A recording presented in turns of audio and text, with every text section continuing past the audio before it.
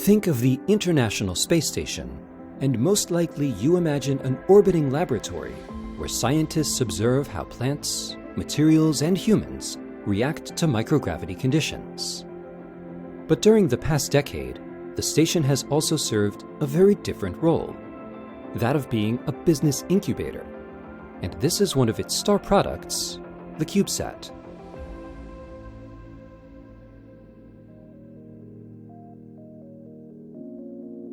The CubeSat is one of many types of satellites now found in space. It is one of the smallest. One unit is a compact 10 by 10 by 10 centimeter cube and is commonly referred to as 1U. And it can be deployed for a fraction of what its larger cousins cost.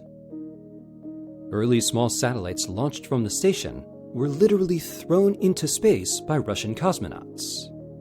In 2012, crew members began utilizing the airlock in the Japanese Kibo module to deploy up to 6U of CubeSats per airlock cycle. And not long after, the American company NanoRacks built and began operating an even more robust deployer on the station, capable of launching up to 48U per cycle. That changed everything.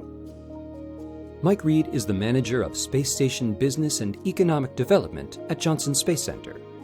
He notes how one of NanoRacks' first customers, Planet, leveraged the new launch capabilities aboard the space station.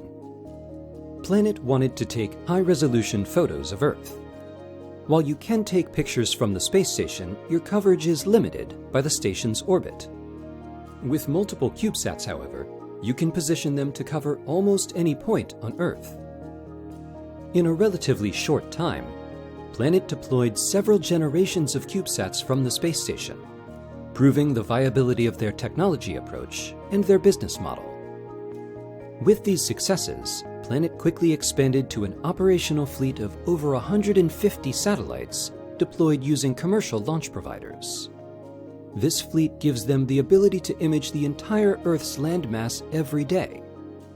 Planet's imagery is now in high demand by companies and governments who use this big data in the fields of agriculture, forestry and land use, mapping, and disaster response. Within a decade, the company has grown from a true startup to employing nearly 500 people.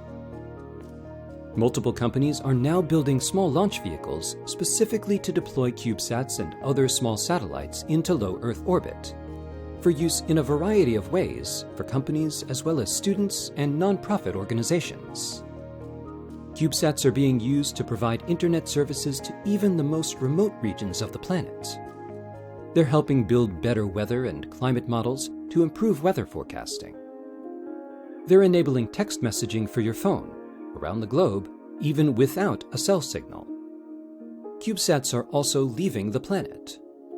The first and second interplanetary CubeSats accompanied NASA's InSight lander on its recent mission to Mars, relaying data about the spacecraft as it entered the planet's atmosphere.